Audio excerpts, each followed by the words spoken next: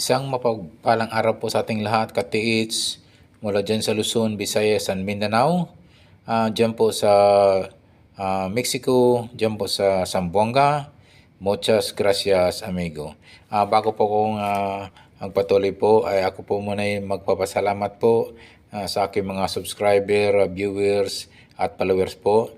Thank you so much po sa walang sawang pagtangkilik po ng aking YouTube channel po. Yung aking YouTube channel, bagamat ito'y bago pa lamang po, sa inyong tulong po, ito'y lalaki din po. Please help my YouTube channel to grow, mga ka-TH. Okay po? At ang aking tema po dito sa YouTube channel po ay isang treasure symbols, treasure sign, treasure markers.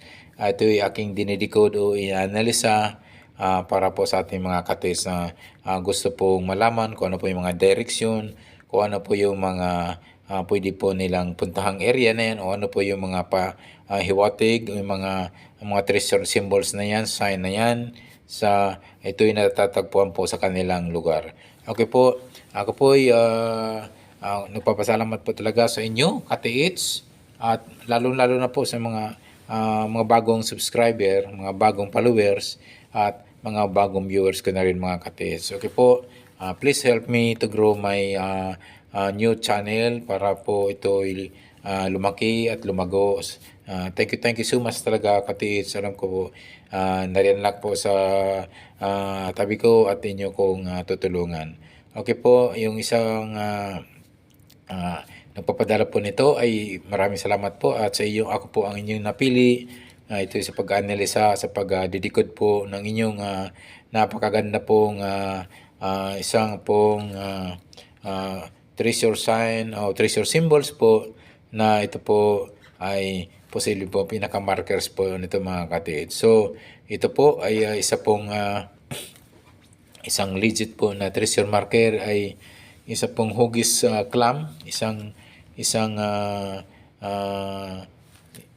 ito'y isang laman dagat, mga ka-TH. So isa pong pinaka clam shell po ang hugis po ng ship nito, at naka-engrave po mismo sa isang bato, mga ka-TH. So alam po, mga ka-TH, sigurado po ako ito po ay gawa po ng isang Koreano. Madalas po ay ang mga markers po ng mga Koreano soldier po ay ito'y laman dagat po, tulad nga po ito nito ay itong isang seal o isang taklobo, mga ka-TH. Okay po, tayo na po idadako po sa ating pagdidecode. Ito sa pag-analisa ng mga treasure sign o markers. Ito yung pinadala po ng ating ka-TH, na ang hugis po nito ay seal o taklobo, mga ka-TH. Okay po, at bakit po sinasabi kong ito po ay gawa po ng Koreano po? Ito po madalas po kasi ang kanilang mga markers kadalasan ay ito po ay laman dagat po, mga ka-TH. Kasi nga ito ay isang taklobo, isang shell. Ito ay posible po, ito ay treasure marker to ng Korean soldier, mga ka-TH. Okay po, so yan po ay unang-una po ang gagawin niyo po, i-check niyo po mismo yung bato. I-check niyo po, or pwede niyo pong i-detect po ng metal detector or gold locator. Posible po kasi na mayroon pong laman o tinatawag na rock enclosed items.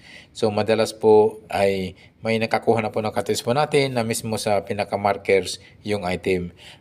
Yun nga pala, hanap po tayo kung saan po. Yung pala ay nandyan lang po sa pinaka-markers yung item ang tinago, mga ka-TH. So yun po ang gagawin niyo po ay unang-una i-check nyo po yung pinaka-markers mismo, mga ka-TH. Pwede nyo i-detect po ng metal detector or gold locator, o pwede nyo pong pukpukin ng maso o martilyo o heavy rock na pwede pong mag-determine po ng alam nyo po yung tunog solid, siksik po yun, o yung tunog ampaw na parang maluwag po yung ilalim, posible po may laman po yung pinaka-treasure marker mga katiits. At alam mo po mga katiits, marami pong nakakuha po na mismo sa treasure marker linalagay po yung items, yung mga giveaways na yan mga katiits. At hindi lang po giveaways na ito po yung mga bulyo items na rin mga katiits. Kasi nga mayroong mga treasure markers na ginagamit na rin po mga katiits at doon mismo linagay sa treasure marker at mga gold bars pa mga katiits. At mayroong nga nakakuha ng 40 plus, mayroong 60 plus gold bars at mayroong mahigit 100 mga katiits. Kung bakit po nasasabing gold bar po mga katiits ay ito'y nakabakat pa mismo yung gold. Siguro sa tagal ng panahon na imbak po dun sa ilalim po ng bato, ito'y kanilang binutas yung bato at doon nila linalagay. Bagamat ito mga gold bars na ito ay medyo hindi gaanong kalakihan, ito'y nagtitimban lang po ng 1 hanggang 1.5 meters po, 1 kilo hanggang 1.5 kilos mga katiits. So, na-determine po ng kung bakit gold bars po yan kasi nga nakabakat po yung lalagyan po dun sa doon lang pala nakalagay po sa markers, mga treasure markers mga katiits. Okay po. Ito po yung ating sunod na hakbang katiits ay tingnan niyo po yung paikot niya. Paikot, yung apat na paikot o apat na kanto nito katiits. So yun po yung west, east, north, and south. Posible po yan mayroon niyang tinatawag na countersign o tinatawag na counter markers na pwede pong nag-pinpoint po dyan sa item na yan mga katiits.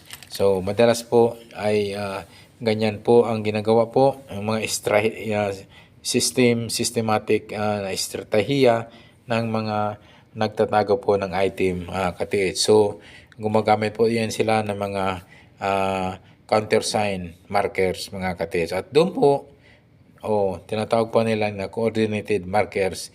At alam niyo po, minsan po ay doon po nila linalagay po yung item mga katiits. So yan, ito po ay medyo may kaliitan namang treasure marker o treasure sign ito mga katiits na isa pong taklubo, isang seal, na isang laman dagat. At ito po ay may gawa po ito ay posible po ang nagbaon itong item nito ay isang Koreano mga katiits. So yun po ay sa distansya po yung ikot, yung apat na sulok, apat na kanto, hindi gaanong lalayo na ito mga katiits. Sa distansya lamang po ng 3 hanggang 5 meters po ang layo. So i-check nyo po ng metal detector yung paikot or gold locator kung ano pa man yung dala nyo at mayroong equipment nyo ng treasure hunting equipment sa inyong lugar mga katiits. So yun po, yun yung inyong titingnan po muna. Ang una po yung pag-check po mismo sa marker sign, pinaka-marker stone, i-detect nyo na metal detector. Pangalawa po, yung mga coordinated markers na inyong makikita po sa paligid katiits. So yun po yung una nyo titingnan na yung pangalawang titingnan nyo po yung pinaka distance marker o distance coordinated markers o countersign markers mga katiits. So yung apat na sulok, yung apat na kanto sa pinaka markers nito mga katiits, i-check nyo po yung east, yung west, north, and south mga katiits. Okay po, ano pong distansya po ang pwede po nyong i-check po. Pag mga ganitong maliit lang mga katiis na mga treasure marker, treasure sign o treasure symbols, pwede po yan mga 1, 3 hanggang 5 meters lang po ang layo niyan. Mayroon yan tinatawag na coordinated markers o tinatawag na countersign markers mga katiis yan sa paligid.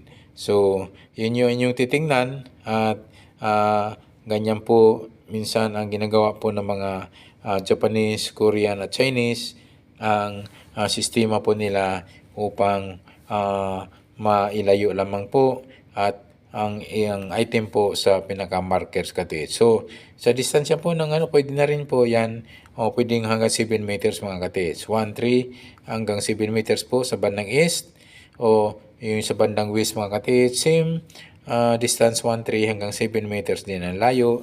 Ang pwede nyong i-detect po ng metal detector or gold locator mga katiits. Same yung kanyang bandang north area.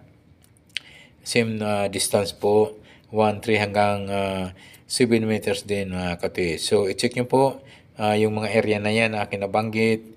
At dyan po sa opposite side din po sa bandang south, yung same distance po, 1-3 hanggang 7 meters mga katiits. So yung akin nabanggit po na apat na sulok po, east, west, north, and south. At baka po mayroon po yung pinaka coordinated marker o countersign markers dyan sa paligid niya mga katiits. So ganun talaga po sa pagdidecode, sa pag-analisa, lalong-lalo na po pag wala tayong treasure hunt equipment. So nag-rely lang po tayo sa mga naka-engrave po o naka-arrowhead o mga naka-pinpointers po sa marker symbol o sa natawag sa marker sign mga katiits. So yun po, yan nyo po ang inyong gagawin po mga katiits. So sana po ay nasundan po ng ating katiits sa nagpadala nito na isa pong napakaganda pong treasure marker, at ito po ay isang ship ng isang taklobo o isang sail na ito ay isang laman dagat po mga katiits. So posible po nga po na ito ay isang Korean soldier po ang may gawa nito, at pwede pong isang giveaways po ito, pwedeng jewelries, pwede pong gold coins, pwede pong mga relics mga katiits ang mayroon po ito mga katiits sa isang napakaganda pong treasure marker o pinaka-legit na treasure symbols mga katiits. Okay po. Yung mga bago pa lang po sa aking YouTube channel, favor naman, baka pwedeng mag-subscribe at don't forget to hit the notification bell button para updated po kayo sa mga video ko pang ipapalabas. Okay po, sana po ay tayo po ay pagpalain na po ng pong may kapal.